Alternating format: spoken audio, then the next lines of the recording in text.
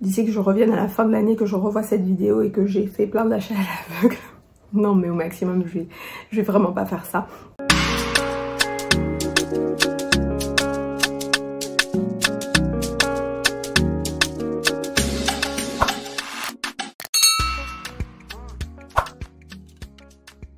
Bonjour à toutes et à tous, bienvenue ou re-bienvenue sur ma chaîne, je suis Iman et aujourd'hui on se retrouve pour une vidéo que je trouve assez marrante à faire parce que je vous ai déjà fait plusieurs fois des vidéos wishlist, mais il y a l'opposé de la wishlist, il y a les parfums qu'on ne veut pas acheter, donc c'est on dirait l'anti haul ou la no buy list. Donc ma no buy list parfum de 2025. Avant de commencer, je voudrais déjà dire que si jamais il y a un parfum ou une catégorie de parfum qui est sur cette liste aujourd'hui et que vous aimez particulièrement, ne soyez pas offensés. Je vais expliquer à chaque fois pourquoi. C'est pas forcément parce que c'est des choses que je n'aime pas, c'est juste que des fois c'est peut-être des choses que j'ai déjà trop ou pour lesquelles j'ai pas forcément d'intérêt pour cette année en tout cas. Avant de commencer, mettez-moi en commentaire votre senteur du jour. Ma senteur du jour, c'est ça. Donc, Bal d'Afrique de Byredo, que j'ai acheté il y a quelques mois, qui est sur ma wishlist depuis très longtemps. Et j'ai mis avec, notamment sur mes cheveux, la brume Rare Beauty la brume Fine Comfort de Rare Beauty, qui est la petite sœur, disons, de Byredo. Et j'aime beaucoup l'atomiseur et l'odeur est similaire, mais je dirais pas que c'est un dupe. L'atomiseur est très sympa, vous voyez, ça fait une belle brume. Et c'est sans alcool, donc vous pouvez facilement en mettre sur vos cheveux. Ce qui est assez sympa pour moi, parce que comme j'ai les cheveux très secs, c'est rare que je puisse trouver des brumes qui aillent dans les cheveux. Donc je suis bien contente d'avoir celle-ci. C'est sympathique. Aucun des deux ne dure 50 ans. Les longévités sur les deux sont assez limitées. Mais c'est vraiment, encore une fois, il fait très chaud ici. Donc c'est parfait pour la période. Donc mettez-moi en commentaire votre senteur du jour et c'est parti. Donc sur cette wishlist, j'ai, disons, deux catégories. La première catégorie, c'est des parfums, même genre des parfums où je vais avoir les noms des parfums à vous dire et vous dire pourquoi je vais pas acheter tel parfum. En général, c'est des parfums qui sont hyper hypés et je vais vous dire pourquoi je vais pas les acheter. Et en deuxième, ça va être plus des catégories, genre une certaine marque ou une certaine catégorie de parfums. Mais je vous expliquerai tout ça au fur et à mesure. Donc en premier, un parfum que je n'achèterai pas cette année, c'est Vanille Planifolia de Guerlain. C'est un parfum vanille qui est hyper hypé mais qui est aussi très très cher. Et donc c'est, je crois, à peu près 500 € et c'est un 50 ml. J'en ai beaucoup entendu parler, je l'ai même moi-même senti 2 fois, mais honnêtement je ne vois pas pour mon nez le rapport, c'est pas qualité-prix, je ne vois pas ce qui justifie ce prix là par rapport à l'odeur que j'ai sentie. Ça m'a pas procurer une émotion particulière. Je me dis ouais, il faut que absolument que je claque 500 € dans ça. Donc c'est, encore une fois, c'est peut-être que mon nez, mais je veux dire, par exemple sur un Neffs de Nichané ou un Apollonia de Xerjoff ou même un Amouage Guidance, j'ai eu beaucoup plus d'émotions qui me font dire je peux mettre ce prix là, dans ce type de prix là, dans ce parfum. Sur Vanille Planifolia de Guerlain, malheureusement je n'ai pas, pour moi il est pas, je le trouve assez quelconque, et encore une fois c'est certainement qu'à mon nez. Donc c'est le premier. Le deuxième, je viens à peu près de toucher dessus, c'est Guidance 46, parce que j'ai déjà le Guidance normal que j'aime beaucoup.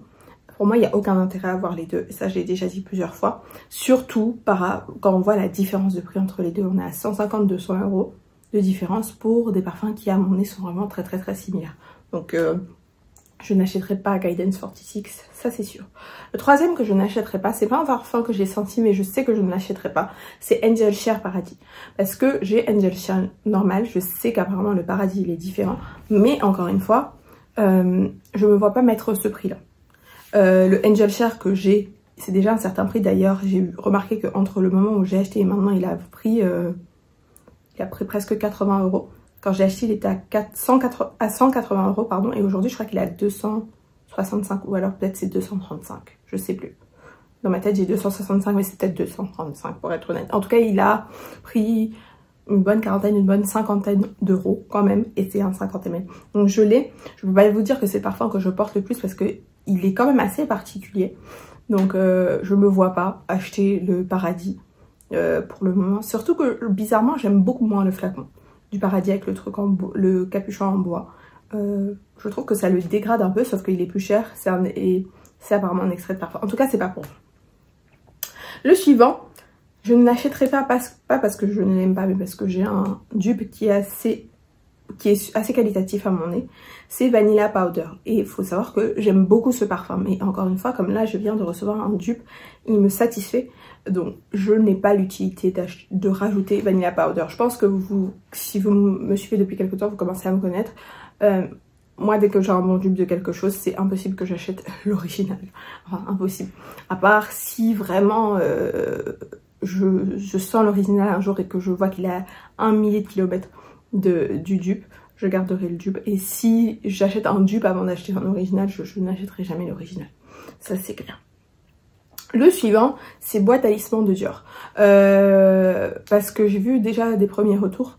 Non seulement apparemment l'odeur est pas incroyable, mais en plus Dior apparemment ils jouent un petit peu avec les clients. Ils ont changé la quantité, donc il y en a beaucoup moins pour le même prix. Ça c'est le genre de choses que j'aime pas particulièrement. Donc c'est sûr que je n'achèterai pas Boîte à Talisman de Dior. Ensuite là on va arriver plus dans des catégories, donc soit des marques complètes ou des sous-catégories. Donc la première marque, ou plutôt catégorie, ça va être toutes les nouveautés parfums de Creed. Là, honnêtement, je vous fais les Fragrance News la semaine prochaine, mais je crois qu'il y a au moins 6 ou 7 nouveautés chez Creed, que ce soit en homme ou en femme. Et là, en fin d'année, ils nous en ont sorti 2. Donc tout ça, pour moi, ça va être possible. Je vais pas me pencher dessus. J'ai senti rapidement, justement, le Delphinus et le Centaurus la semaine dernière, ici à Abidjan. Ça m'a rien dit de particulier. Et surtout, sur ma wishlist cette année, j'ai déjà Queen of Silk. Enfin, c'était sur la wishlist de l'année dernière d'ailleurs. Je sais plus. C'est ma wishlist de l'année dernière que je reporte sur cette année. Donc, j'ai déjà Queen of Silk que j'aime beaucoup. Donc, je ne me vois pas acheter un autre parfum Creed. Surtout qu'encore une fois, ma wishlist de cette année est très limitée. Et je ne veux plus avoir acheté 2 parfums de la même marque sur la même année. Donc, il faut faire des choix. Et je vais privilégier Queen of Silk. Ensuite, ça va être tout ce qui est Tiziana Terenzi. C'est une super marque, mais bizarrement, je trouve que tous leurs parfums se ressemblent un peu trop. Je trouve qu'il y a vraiment trop de similitudes entre d'un parfum à l'autre. Et du coup, ça me... Comment je pourrais dire ça? Ça rend le choix difficile. Et j'ai pas envie de me prendre la tête pour choisir un parfum, honnêtement. Donc, Tiziana Terenzi, en tout cas pour cette année, je retire de ma wishlist. Enfin, c'était pas sur ma wishlist, mais c'est carrément sur ma no buy list. Ensuite, une autre marque, pareil, Louis Vuitton. C'est sur ma no buy list parce que il y a des gens qui se plaignent notamment de la longévité. Ils en ont plein. J'aime beaucoup les flacons, je les trouve très jolis. Mais je sais pas si pour le moment je me sens prête à investir plus de 200-250 € pour un parfum Louis Vuitton où je vais avoir une qualité designer. Donc je suis pas prête à m'investir dans Louis Vuitton cette année, ce sera pas sur ma liste. Ensuite, ça va être tout ce qui va être parfum Tom Ford. Parce que là, clairement, Tom Ford, ils commencent vraiment à craquer leur slip niveau prix. Des 50 ml à 300, 350, 400 €, c'est pas possible. Surtout quand beaucoup se plaignent de la longévité. Moi, je me vois pas mettre ce type de prix là et avoir un parfum qui tient 2 heures. Ça, franchement, et même les Tom Ford que j'ai, à part peut-être Noir pour femmes, c'est vrai qu'ils n'ont pas des longévités incroyables. Après, je les ai pas achetés pour la majorité. Ouais, Bitter Peach et Lost Cherry, on me les a offerts. Et je crois que c'est Noir pour femme que je me suis acheté. Mais je suis même pas sûre que Noir pour femme je l'ai acheté. Je m'en souviens un peu honnêtement, mais je sais que Bitter Peach et Lost Cherry où la longévité est moindre, je les ai pas achetés. On me les a offerts. Donc je vais pas me plaindre. Ensuite, une autre marque que je ne vais pas acheter, c'est Jo Malone. Parce que je pense que là, j'ai fait le tour de Jo Malone. Il y en a 3 par lesquels j'ai été intéressée. Il y en a 2 que j'ai acheté. Donc le premier que j'ai acheté, c'est Ginger Biscuit, d'ailleurs, que je portais hier pour dormir.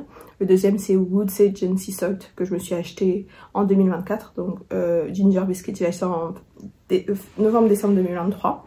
Et l'autre qui m'intéressait, c'est Meringue Tonka. Mais j'ai un décante et je l'utilise pas beaucoup, donc je pense que le parfum me dit pas autant que je pensais finalement. Ma tablette peut plus s'ouvrir. Du coup, j'ai plus la liste. Voilà. Donc, non, Murray Tonka, apparemment, c'est pas pour moi. Et je vois pas d'autres parfums Jo Malone que j'achèterais. À part si c'est pas un parfum. Peut-être que si j'achète un truc, ça va être un truc de maison. Ou peut-être, ils ont la brume cheveux de Woody Sage Gentle Salt. Mais je suis... C'est vraiment, si je passe et que j'ai une bonne occasion, je prendrai. Mais sinon, non. Les parfums, même, Jo Malone, ce sera pas pour moi. Ensuite, ça va être Mancera parce que jusqu'à présent, j'ai toujours pas trouvé mon Holy Grail Mancera. Donc voilà, hein, toujours pas.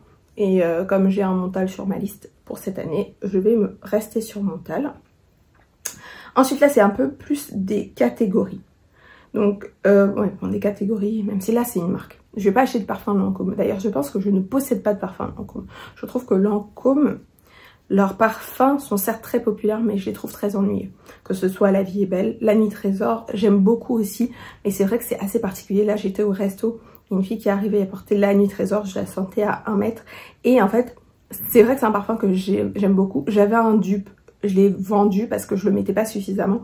Et c'est vrai que c'est quand même assez particulier, mais c'est pas hyper unique, c'est pas hyper raffiné. Donc, je pense pas que je l'achèterai là. D'ailleurs, il y a un nouveau flanker dans justement la famille La Nuit Trésor qui sort là, dans les semaines à venir. J'en ai parlé sur mon canal dès que j'ai eu l'info.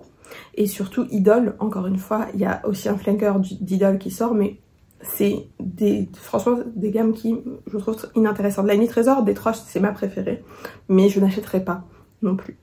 La catégorie suivante, et ça c'est important qu'on en parle, ça va être tous les flankers. Honnêtement, les flankers, moi perso, je suis fatiguée. Et surtout, je vais pas acheter de flankers si j'ai déjà un parfum de cette famille-là. C'est déjà le cas en général, je n'achète pas de flankers. En général, si j'achète un flanker, c'est parce que j'ai pas acheté l'original.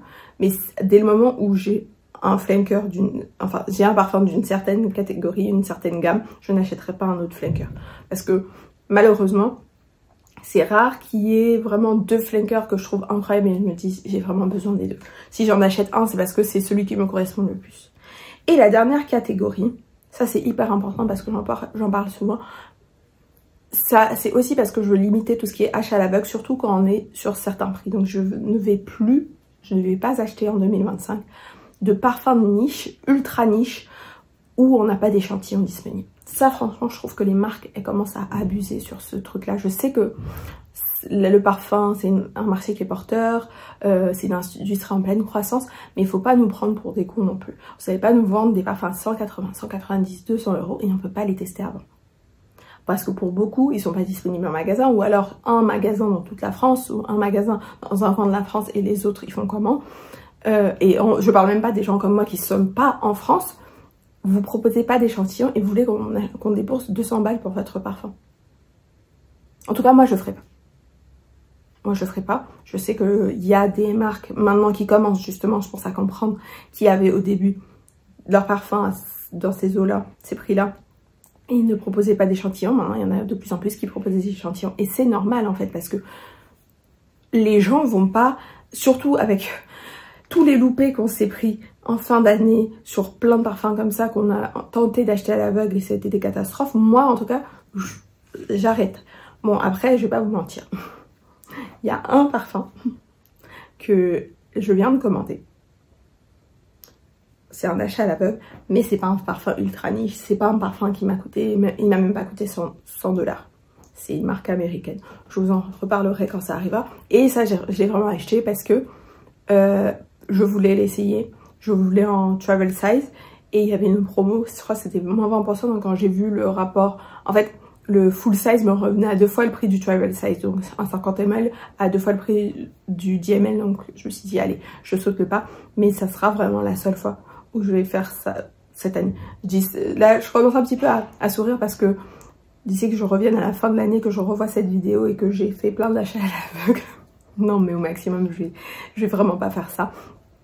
Je vais continuer sur mes bonnes résolutions d'échantillonner, surtout encore une fois quand c'est un certain prix. Si c'est un parfum Latafa, Paris Corner, tout ça, il n'y a aucun problème. D'ailleurs, Paris Corner, on en parle. En fait, je commence à me poser la question s'il n'y a pas un espion Paris Corner chez Kylie en fait. Parce que là, Paris Corner, ils sont en train de sortir leur dupe de Yum Bougie Marshmallow. Le truc est sorti en novembre. On est mi-janvier, ils ont mis 2 mois à nous sortir le dupe. C'est absolument incroyable. Et cette fois, c'est pas dans la gamme Kylie. Donc tout ça, j'en ai parlé dans le canal, donc je vous invite à vous abonner au canal pour avoir toutes ces infos-là en direct. Voilà. C'est la fin de la vidéo. Alors dites-moi ce que vous en avez pensé. Dites-moi qu'est-ce que vous avez comme parfum sur votre no buy list, parfum ou marque de parfum d'ailleurs sur votre no buy list. Quels sont ces parfums ou ces marques de parfum que vous savez que vous n'achèterez pas cette année. Je trouve que c'est un petit exercice sympa, c'est la première fois que je fais, mais je pense que c'est intéressant à partager. Et donc dites-moi quelle est votre no buy list 2025, vu qu'on a tous déjà discuté de nos wish list.